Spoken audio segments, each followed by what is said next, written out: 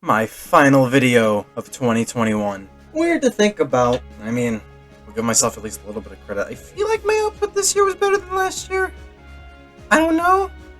I'm gonna have to look back and check on that, but I figured I could do this video just to sort of look over Nintendo's 2021. Sort of an incohesive, impromptu, somewhat review of Nintendo in 2021. Because originally I was going to be like, oh, let me make a video about my games of the year in 2021. I only played like 2.5 games that came out this year. That's the problem. It's the same problem with last year's Game of the Year discussion, 2020. This year was a lot worse just because I've only played like 2 new games. 2.5? I say 2.5. Okay. 2.5, it'll make sense when I get to that. But I figured I'll save that one for the end and we could just talk about Nintendo in 2021 in general. Let's just see how this goes, because, in a nutshell, in a vacuum, I feel like this year was good for Nintendo. I feel like it was very solid. Like, release-wise, at the very least, it was very, very, very strong. And another thing that 2021 for Nintendo also did really good, like, it basically paved the way for 2022. It did a really good job in trying to hype us up, get us anticipated, and looking forward to the year after 2021. Because 2022...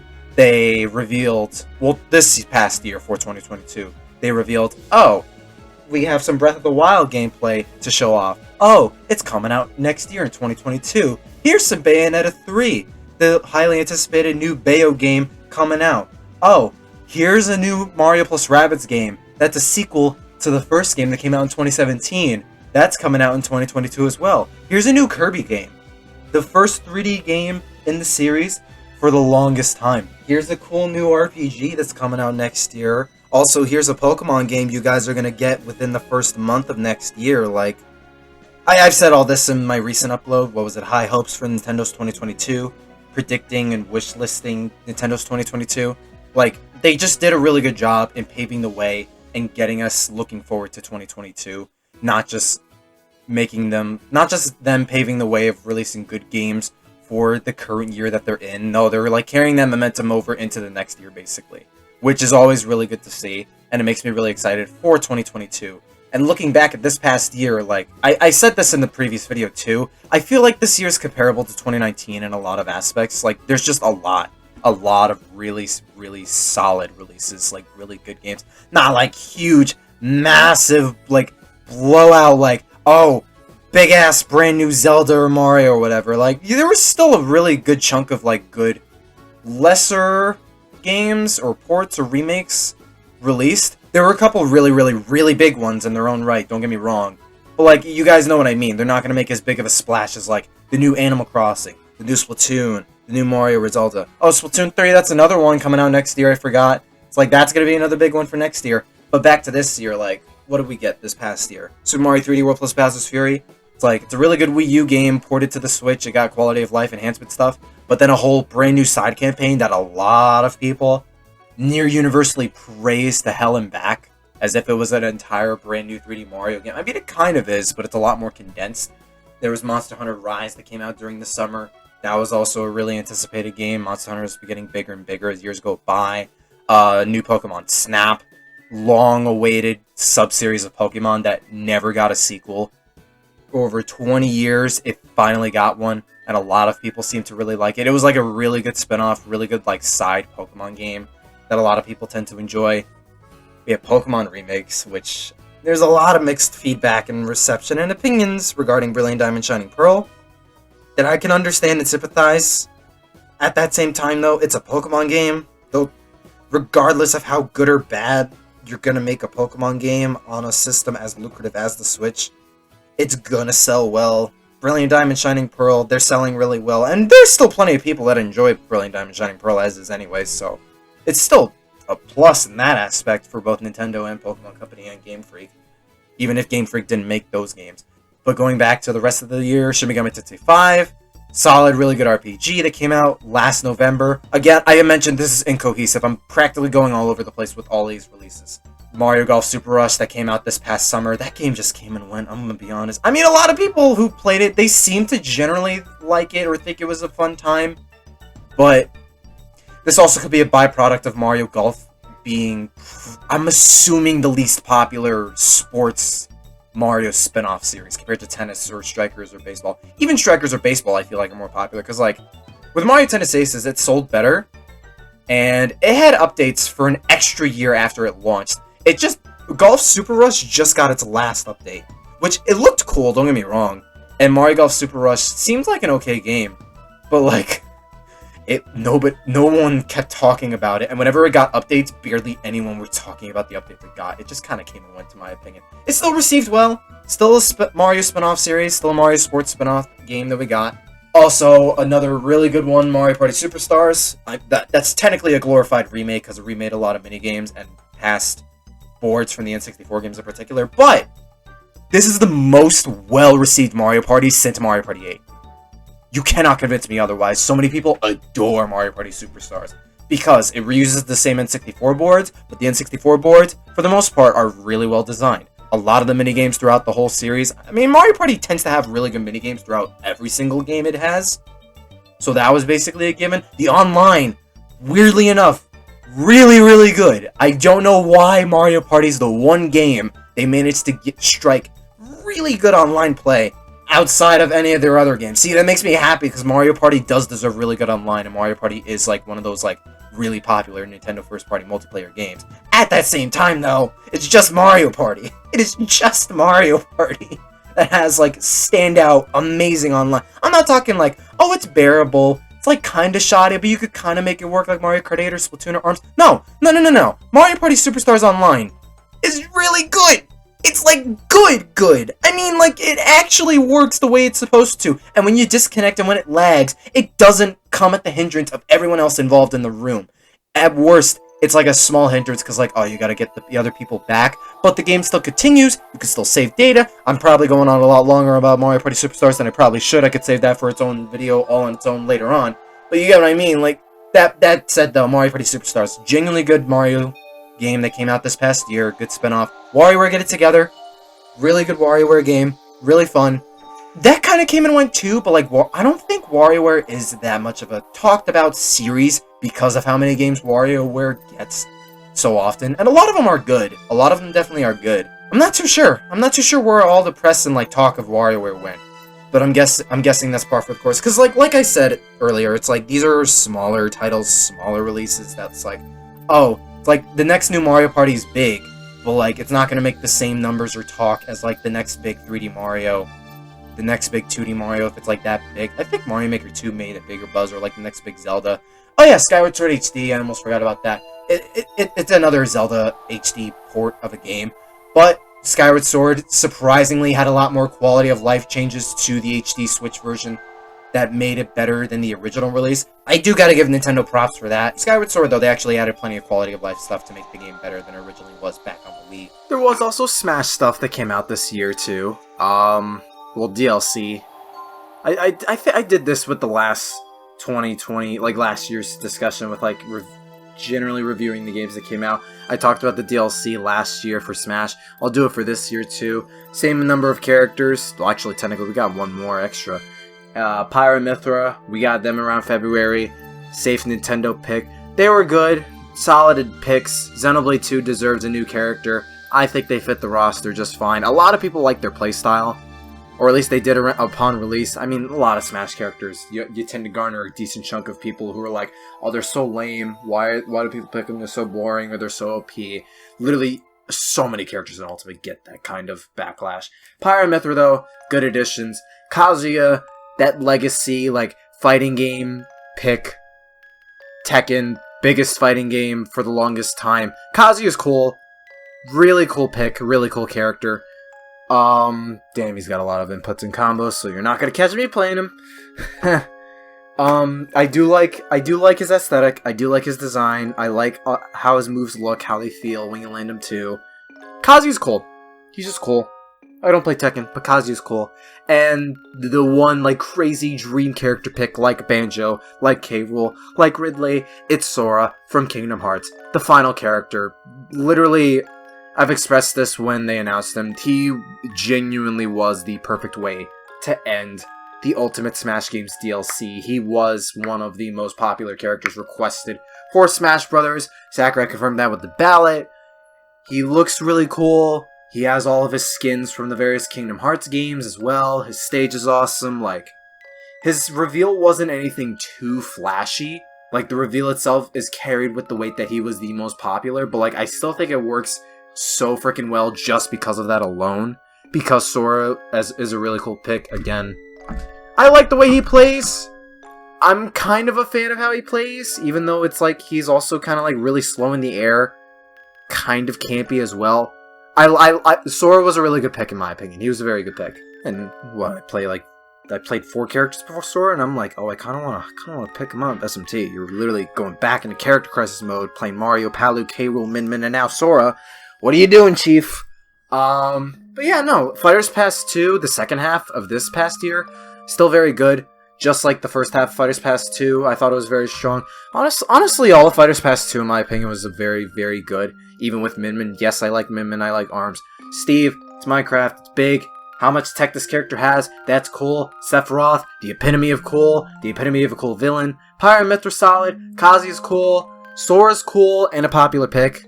Like, Sora was really good. Sora was just very, very good. Very good way to end it. The big special game, the big special game that like even I made a whole video about, which I still need to play the game. I guess I'll get to that in a little bit soon. Metroid Red, that was definitely something special for I think anyone who even remotely cares about Nintendo, whether you're a Metroid fan or not a Metroid fan, right? I'm not a Metroid fan, but I'm like sitting there thinking, damn, there's a lot of history surrounding Metroid Dread, and how much press and like near universal praise the game got.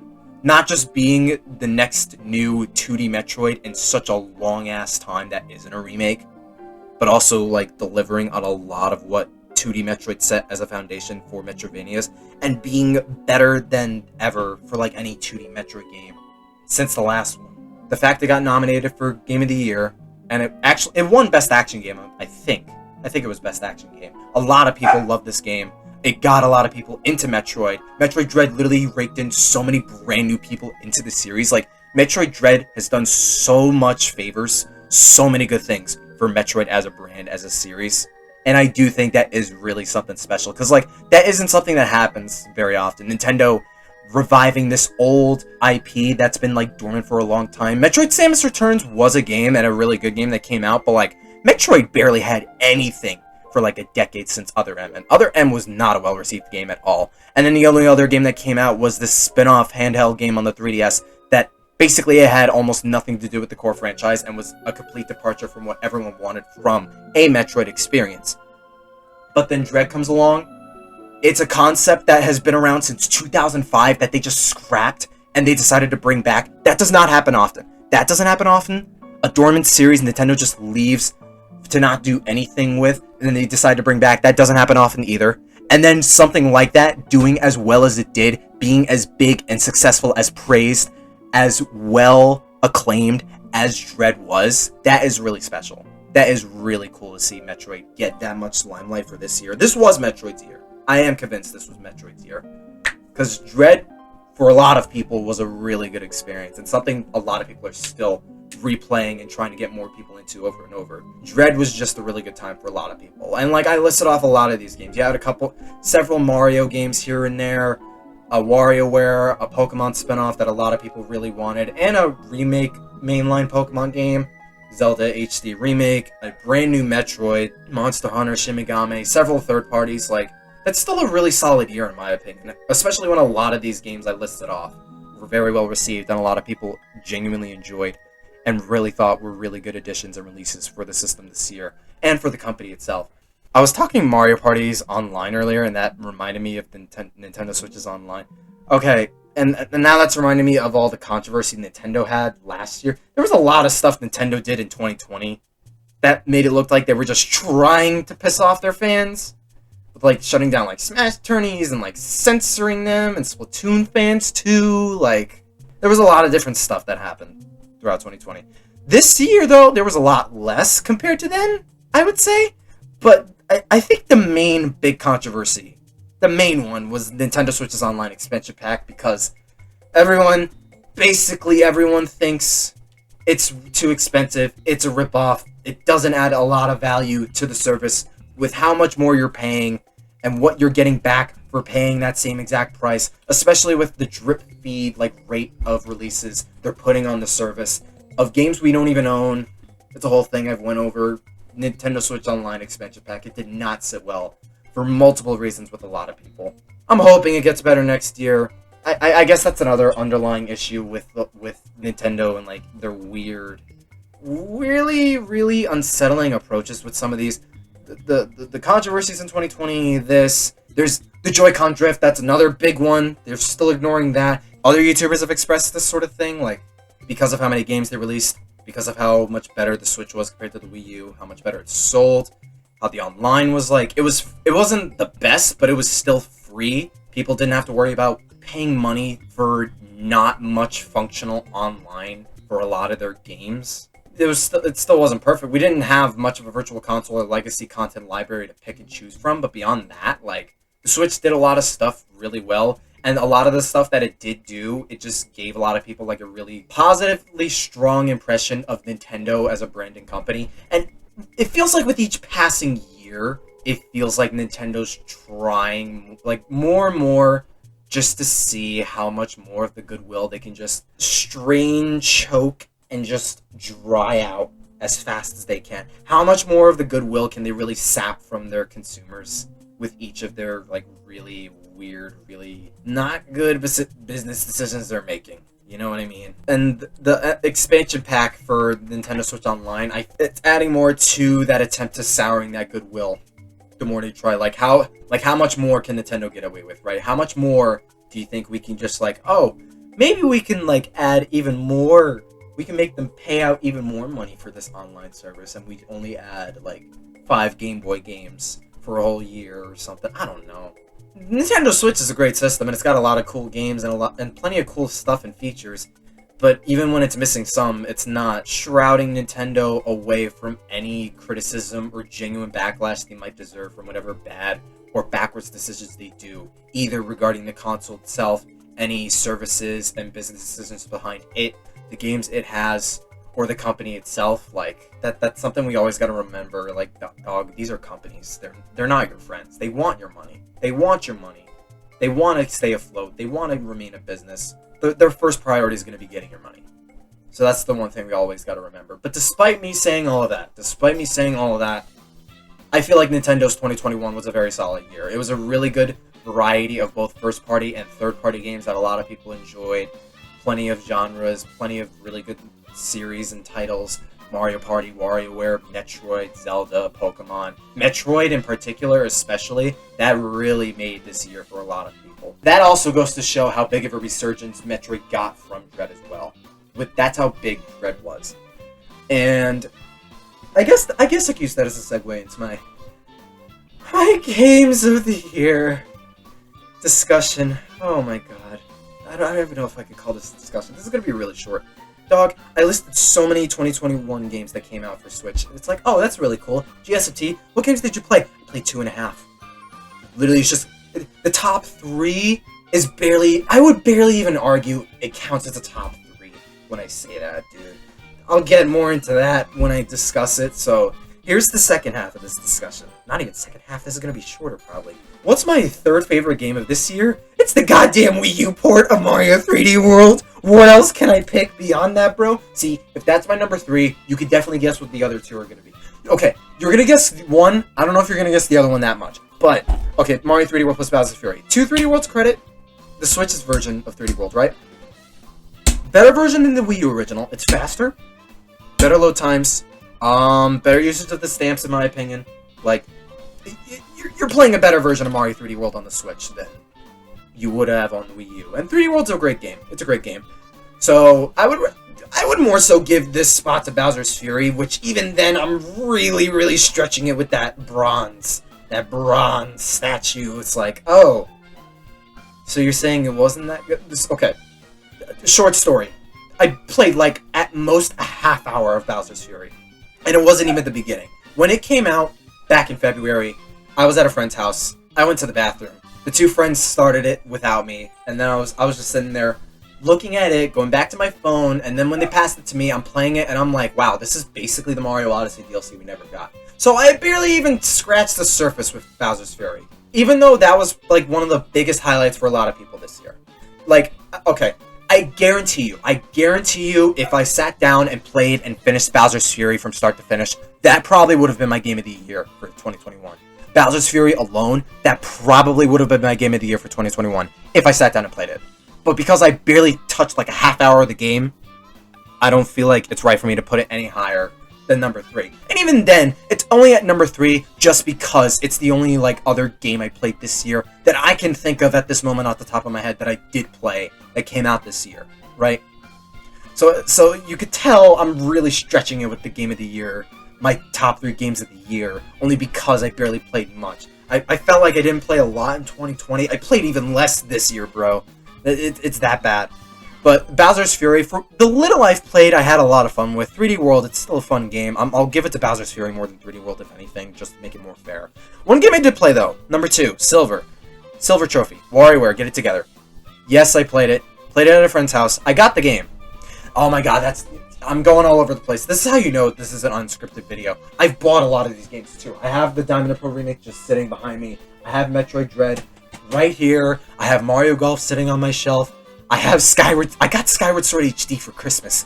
Dog, I haven't opened any of these. Backlog update video, save that for that. WarioWare. WarioWare is fun. I've watched more WarioWare. WarioWare seems like a really fun game. To me, it feels like Mario Party minigames on crack. Because you have to complete as many as possible in succession with like such a little amount of time. Basically, Mario Party minigames on crack. That's what I'm probably always going to describe Wario like that. WarioWare like that. But WarioWare Get It Together, I thought it was a really fun game, really fun time. A lot of the micro games were really, really fun. I feel like I could play more. I don't think I finished the campaign when I was at the friend's house. I feel like we did half. I feel like it was half. But we went through a good chunk. Dude, oh my god, my best friend loves 3 houses. He got to the Tea Party minigame with Claw, the golden deer, and that's like the house he chose, and he was just like, oh my god! Dude, he popped off so hard when he got to that. That was so funny. It was so fun. WarioWare Get It Together was a really fun time. That again, the talk around that game did not last that long once it came out. I kind of feel bad for it as a result. That said, though, I'm definitely a lot more interested in WarioWare now after that because the fast-paced like nature of micro games in WarioWare definitely piques my interest. I love minigames in Mario Party, and they're essentially very similar. They're very similar. It's just WarioWare has a different vibe and the whole atmosphere to them compared to Mario Party does. But WarioWare is a fun time. Speaking of Mario Party, this is probably the one you guys actually guessed I would have gotten as the game of the year. See, okay, you know what? Before I get to that, Bowser's Fury would have likely been my game of the year for 2021 if I actually sat down and played it. I feel like Metroid Dread could have potentially knocked it out too. I legit hear nothing but really, really, really good things about Metroid Dread. I've never played a Metroid game. But I'm open to the idea of Metroid Dread being that great of a game to me. I feel like I would have a really good time with it, especially with how many people are praising Metroid Dread over the moon for how good that game is, both for newcomers to the series and for hardcore Metroid fans, right? So Bowser's Fury, I say that could be my potential game of the year for 2021. Metroid Dread could easily be that too. It's probably between those 2 games more than anything, if I sat down and played them. If I sat down and played my games, if I was an actual gamer in this discussion, because let's be honest, the less games I play and the more I talk about games I haven't played, the more I'm convinced I'm probably not as much of a gamer as I think. Especially with how much I go back to Smash. Dude, holy shit. Okay, let me talk about my actual game of the year. The one game that came out in 2021 that I played a genuine good amount, an actual good amount, Mario Party Superstars. I did not grow up with the N64 Mario Parties. Mario Party 2, very, very little. Very little of Mario Party 2, because I got that on Virtual Console. There was that, and the only Mario Party games I owned and played and gone through were 7, 8, DS, 9, and partially Island Tour on 3DS, and 10. So I missed out on a decent chunk of the good Mario Parties, but I still played a good handful of them, at least with 7 and 8. So I have a good idea of like what constitutes for a good Mario Party between the structure, the economy, the board design, the mini games. Like, I get it. Don't get me wrong. And Mario Party Superstars, legit, it genuinely is the best Mario Party we've gotten since 8. It is the best Mario Party we've got in 13 years. They picked a really good assortment of minigames across the whole series. I really hope this game gets DLC. Because not only do I feel like it could use at least 1 or 2 more boards, it could definitely use more minigames from some of the later Mario Parties, more from 6, definitely more from 7 and 8. You have dual minigames in here, you only have 6, and only half of them, I think, are like from 7. Or less than half, I forget. You could definitely use more from minigames from there, more minigames from 8 as well, but like, the N64 boards, these are my first experiences with some of these N64 boards. Woody Woods, Space Land, Horrorland, Peach's Birthday Cake, Yoshi's Tropical Island, or Tropical Paradise, whatever it's called. I think they're good. I think they're well designed. All 5 of the boards seem very solid. I think the worst one's probably Peach's Birthday Cake, just for the linearity. But even then, it's still a solid board in my opinion. None of the boards in the game are bad. Like, none of them are badly designed in my opinion. You have more of the modern mechanics, like the lucky spaces and like some of the items you got out of Super Mario Party are in this game as well. But you also got a handful of items from like past Mario Parties too in this one, which is good. It feels like a healthy mix and like a genuine celebration of this franchise, not just this cheap like cash grab. Like, oh, we're just gonna bring back only the N64 elements and only the N64 boards. No, they incorporate some modern Mario Party aesthetics and elements and mechanics from Super Mario Party into this game. Again, they remixed a hefty chunk of the N64 boards to where they do feel like very faithful recreations, but they do feel like they have their own like modern appeal to them. The roster still has some of the modern characters. I mean, that's the other thing too. The roster shrank from Super, but it's still a really good roster in my opinion. You have the staples, the princesses, the Mario Brothers, Wario and Waluigi, Yoshi, and DK. Birdo makes a comeback, and you still have Rosalina. So you still have like modern characters in there with Rosalina at least.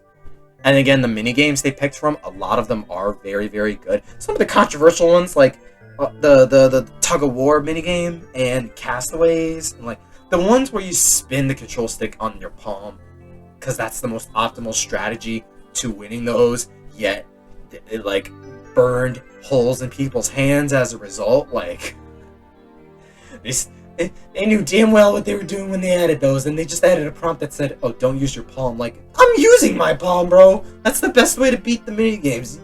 That sign is not gonna stop me, bro. I don't know how to read. But like, no. I spent so much time with Mario Party Superstars since it came out last October, playing it with my friends, playing it with my homies, some of my family members. I've had nothing but fun with Mario Party Superstars. It's the closest we've ever gotten to that classic Mario Party formula, because it literally is that classic Mario Party formula. The star structure, but primarily the board design, because that was my main thing with Super Mario Party. Not just not having enough boards. There were only 4. The design of those boards as well, not being as intricate or elaborate or like curvy, cool. They were very basic and square tile based. Like, this one isn't, thank God. And it's just a fun time. I hope they expand on this game. They add more characters to it. Add Pauline, add Diddy Kong, add like 1 board from the game, each GameCube one, maybe Mario Party 8 as well.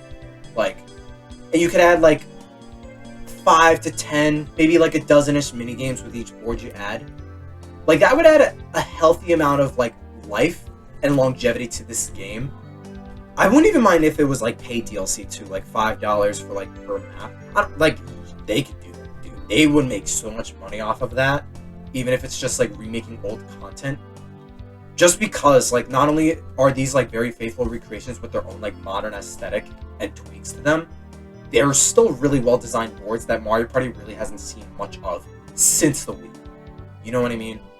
So people aren't going to care that much with them banking off older content, when here they're doing it really, really well.